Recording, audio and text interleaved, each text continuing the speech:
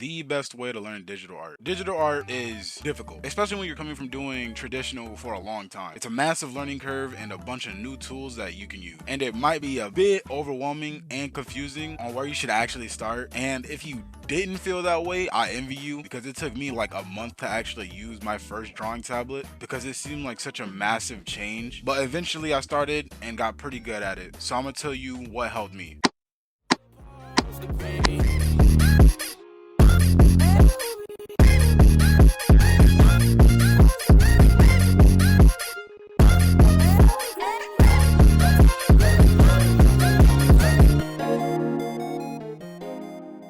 First words of advice is to just chill out. This is the quickest one. Just relax when you're going into it. If you're like brand new, you can't force anything when learning, especially when learning a completely new art medium like digital. So relax. If it takes you a month to actually start on your drawing tablet, that's fine. Don't rush into it. Only start when you feel ready, when you feel like you're ready to learn a bunch of new things, because there's a lot to it.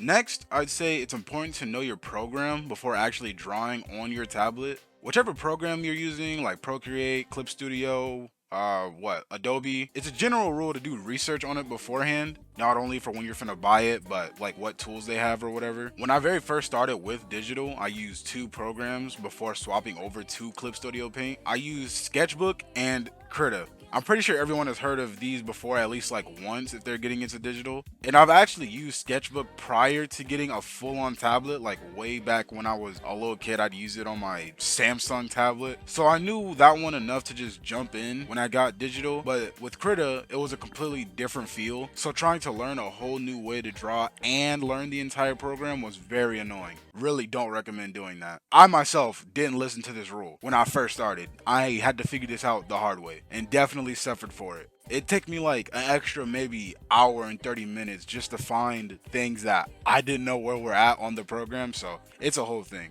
But all the way up until Clip Studio Paint, I didn't know like everything about Clip Studio Paint, but I made sure I learned enough to where I didn't have the same issue going into a new software, and it was definitely worth it. It made sketching easier and my entire process quicker as a whole. Even when I'm experimenting and I'm looking around for like different filters or whatever the case may be, it still makes that process much quicker just because I know where it is to actually add it. Anyways, next, at the start of your digital journey, right? I recommend completely redoing your art fundamentals. One, because it has a different feel, and two, you have a drawing tablet now, not a pencil and paper or whatever you use. And to be as efficient as you was before going to digital, you have to know the feel and you have to do things differently to get the same result you would get as if you were doing traditional. For example, you can probably get away with drawing a slower line than usual for a traditional piece, but on the other hand, that same technique for digital is much more difficult, because when you draw slower in digital, your lines look wobbly, unstable, unless you have stabilizer, but I don't rely on that because I like to have more control over my lines, but that is a thing. But I'm saying redoing your art fundamentals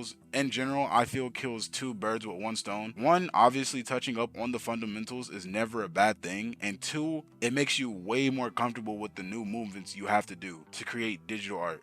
You just get a whole grasp of what it's going to be like when you're actually making full-on pieces. Technical skill, much like with any skill, comes with time. You can't force it. The more you just sit there and draw, muscle memory will kick in, and it will for sure feel more natural.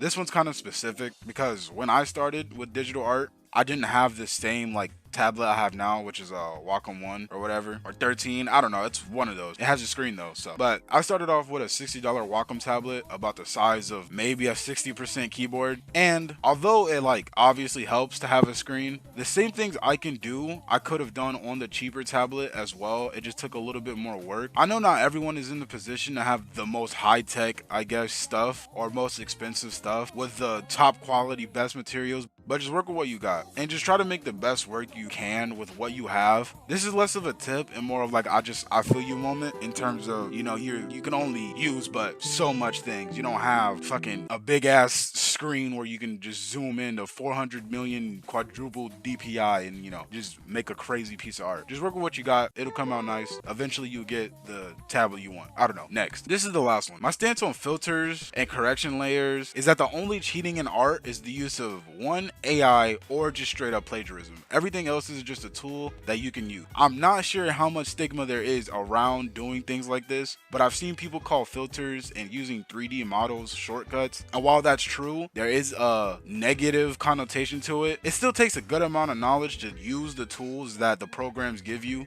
especially using those tools effectively. And whatever makes your drawing process better for you to get the result you want, I don't see a problem in why you shouldn't use it. Now, using it as a crutch to where like you feel like you can't do something because you don't know it, then I mean, I guess there's an argument there. But overall, however you want your art to be and however you want the result to be is up to you. So if you use 8 filters or 80 filters, use it. Don't know if I'm gonna keep that in. I think so. I don't know. We ball. Anyways, that's all I wanted to say. If you're new to digital art, I hope everything goes smoothly, and I hope you enjoy it. Have fun with it, and yeah, that's it.